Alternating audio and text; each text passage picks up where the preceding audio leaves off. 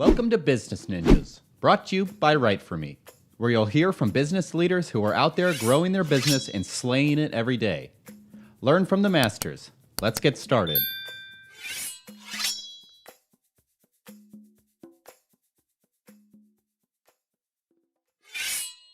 Let's dive in. Eric, thank you for joining us on Business Ninjas. We're proud to have you on the show here, and we're looking forward to learning more about kind of the journey that you're on and what you're going to be providing in the future. So maybe we could just knock out some of the basics first, company name, website where people can find you, and where you're based. Yeah, well, thank you so much, Jamie, for having me. I'm very, very excited to be on. So a little bit about me. So my name is Eric Shabil. So I'm the CEO and founder of CHER. I'm actually based out in lovely Los Angeles in Marina del Rey. So our HQ is in Santa Monica, but no complaints down here. And even right now in the fall winter time, it's a beautiful 70 degrees out. So Nice. yeah. Excellent. And what's the website where people can find you? Yeah, so just visit www.sharehome.com, and when you spell share, it's spelled CHER. So Okay. www.sharehome.com, no spaces, and that's a great way to remember it. Is how do you buy a home today when it's so expensive? Traditionally, right now you have to share it. So CHER. Yeah. Nice. Right on. All right. And maybe you can give us a little bit of background about yourself and kind of the arc you've been on to get to this opportunity that you're creating now. Yeah. So you want to hear a little bit about the glass eating journey? Sure. So company was originally founded in 2019, but before then, what led to this, my kind of journey was originally from Canada, first generation American, and each member of my family are for the most part entrepreneurs. And went to school up at University of Washington in Seattle, studied construction engineering, architecture, and finance, won some awards, and then really from those experiences, I was able to get a ton of different job opportunities. Right out of college, I was working with the largest general contractor called Swinnerton Builders. Oh, yeah. I went from engineering, based in LA, engineering, to managing billion-dollar projects with them, and it was great exposure. I mean, I was making good money, promoted every year. My first year there too, I even earned my real estate broker's license at the age of 23. Then I joined a part-time job at Christie's International, and there I learned how the traditional real estate brokerages operate. And then I left that pretty quickly after I got some value from them, and at 27 I started earning my loan originator's license, and I did that because I really wanted to try and help first-time home buyers afford a home. And I started looking at myself as a case scenario, and I wanted to figure out, well, how am I, although I'm getting promoted at this large general contracting company, how would I be able to afford a home? And I know a few things. One, that rent is going up traditionally. Second is that my income, I'm not going to be promoted every single year to pay my rent. That's just not realistic. And third, I have a roommate because, not by choice, I completely live alone, but it's because it's a requirement to split the rental payments. And so knowing those kind of three elements, I wanted to learn about other avenues into home ownership, and it brought me down this path of, well, if I'm already living with someone, why can't I co-own with them? And can I co-own a single family home, or can I co-own a multi-family home? And from there, I really just was like very, not enthused, but just kind of infatuated with this co-ownership. Why do we have to pay someone else's mortgage when I can pay my own and build equity? And initially I said, okay, look, maybe there's a big market out there. Who knows? And so I started posting on Craigslist to see if anyone would be interested in co-owning a home with me. I got about a dozen people, even professors from UCLA, Wow. saying I'm interested in co-owning with you. Here's my pre-approval letter. I was like, wow, there's no information about me except my background. And I just downloaded some photos from the web. I just typed in multi-million-dollar homes. That was it. And so I figured that, look, if people are willing to co-own with, via Craigslist with a complete stranger, they have to be willing to not only co-own with friends and family, but there's also that alternative to provide them a safe place or a vetted network to co-own with. And so that was kind of the catalyst to say, there is something here. Let's continue to test the market. And so that's kind of been my journey around towards CHER and creating it starting back in 2019. Wow, that's awesome. I mean, I love the Craigslist experiment too. That's a great way to validate from an early stage, right? Is there a pulse to this at all? Wow. And so what's the elevator pitch now? So you've gone through, a little bit of an evolution from idea generation to where you are today. But what's the elevator pitch today? Yeah. So CHER helps individual renters transition into home ownership through co-ownership. Okay, fantastic. And then what was the arc like of going from that original vision to kind of where you are now? What was the iteration like to kind of, I mean, presumably at the time you were still working for another company and all of that. And so at some point you said, okay, I've got a good enough idea that I want to launch this thing. So what was that journey like? Well, I had enough savings to leave the company and just be full time on this since 2019 on CHER. Uh-huh. And so initially, I would say one big thing was we were very focused on matching strangers together, and we, from a building standpoint, I think some lessons learned is that focus on the primary needs of your consumer and the majority of your consumer. So what I mean by that is that initially we were so focused on, okay, let's match co-owners together and provide this social marketplace. However, the majority of home buyers today, who do co-own, they already have someone in mind. So a friend, a family member, people who receive a down payment, like from their family, which is the majority, over half of people who typically are first-time home buyers now. This is an option for them to co-own instead of just essentially losing the down payment.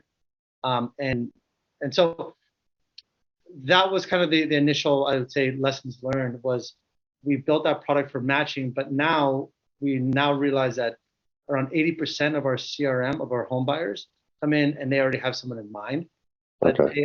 they just don't know how to co-own. Do I need the same lender, credit score? Do I need new contracts, an attorney? There's a lot of other headaches. And although this space is definitely growing, we've seen there's been a 771% growth in co-ownership amongst roommates in the last 6 years. And you'll see a lot of other co-ownership companies out there right now that are helping push actually the knowledge aspect in this paradigm shift where you don't necessarily need to know that other co-owner. There is that option, but traditionally people do know that. And so there's the paradigm shift is slowly growing in our favor, which is terrific. Right on. Okay. And do you have a geo region that you're focused on? Or are you nationwide? Like what's the scope that you have today? Right now we are across California. Okay. We are seeing interest from across the US. Yeah. Now what's preventing us from growing out there is we want to make sure that we have enough of the team size to make sure that we do deliver on our customer support, make sure that our home buyers are satisfied.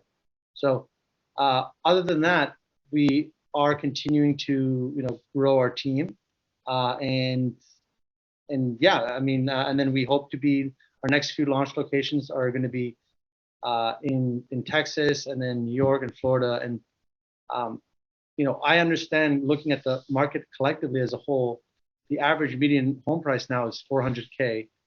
And so if you're listening to this and you're a renter, if you're paying rent, that's $1,700, or that's the average rent in California.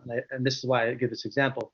if you're paying $1,700 in rent, if you get down payment assistance and have zero down, you will be able to qualify more likely than for a loan of $240,000 for a mortgage.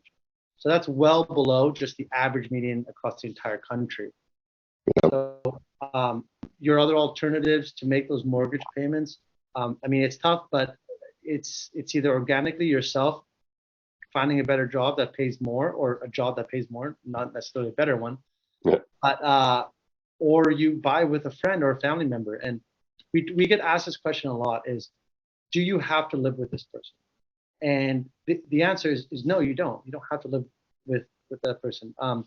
You can either share a single family residential home, so that's living with someone.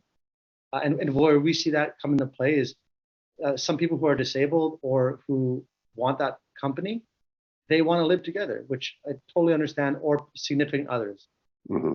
Alternatively, if you went to a university or college and you have your own drinking buddy who, fun to go out with, but you sure don't want to share the space with them because he or she, works from home, and you want your own space. So you can also co-own a multifamily. You can have your own space, and what we can also provide is, if you prefer, you can have a separate loan in your own name while they have their own separate loan. So completely separate entities, and you don't need to be concerned about whether or not they're going to make their payment or not. That's great. Wow. Okay.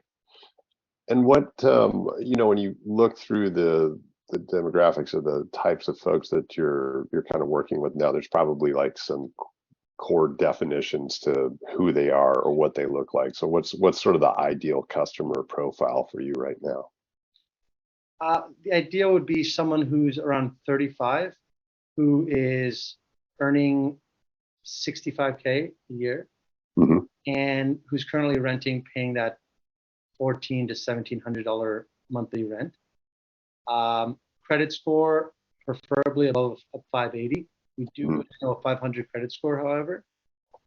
And right now living in California at this time. And yeah, if they've been exposed to co-living before, I would say that's the ideal type of persona. Right. Okay. Interesting. And how are you finding people now? So when you're launched this, obviously you've got to be doing outreach and trying to get not only your business, but in this case, a kind of a new concept in front of probably not only them, but just the industry in general. So what are you doing to spread the word, and where can people find you on social media?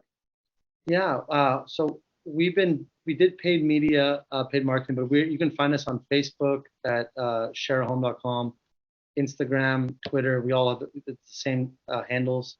So as well as TikTok and LinkedIn and Google My Business. So we're across all the for the majority of the social media main ones. But initially, when we were starting off, we did do paid marketing to gather a lot of interest, and that's been on Facebook, Instagram, and TikTok. Yep. And right now, as of this year, we've been really focused on all non-paid marketing. So we have actually not spent any money this year on paid marketing. It's been all organic, word of mouth. And that, from our standpoint, has been the best driver from review standpoint to just the quality of the business that we're receiving. And so right now it's been just reaching out on either LinkedIn and getting on more conferences. Actually, I was earlier this month, I spoke at Cal Berkeley at their MBA program, Haas School of Business, and I got us great exposure to the Cal students who want to get into homeownership earlier than waiting the 20 years that they're going to be stuck renting. Right. And as well as speaking at SoCap Global, where that was a great conference. There was over 4,000 attendees from 35 different countries, and we were one of 4 companies, startups selected globally to speak there. So that was great exposure, and we're continuing to look for conferences and events that we can spread the word. We're also hosting CHER events as well.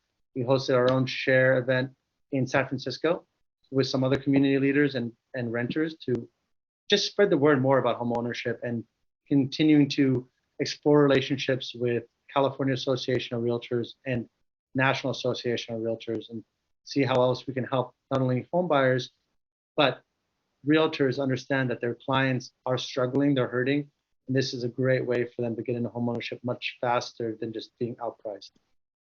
Right on. All right. Well, thanks for coming on the podcast. We've learned a ton. It's going to be fun to watch you grow and expand across the country in the quarters that come. No, it's I'm looking forward to it. And Jamie, thank you so much for your time. If anyone has any questions who's listening, reach out to me, CHER@CHER.app, and I would love to answer your questions. That's CHER@CHER.app.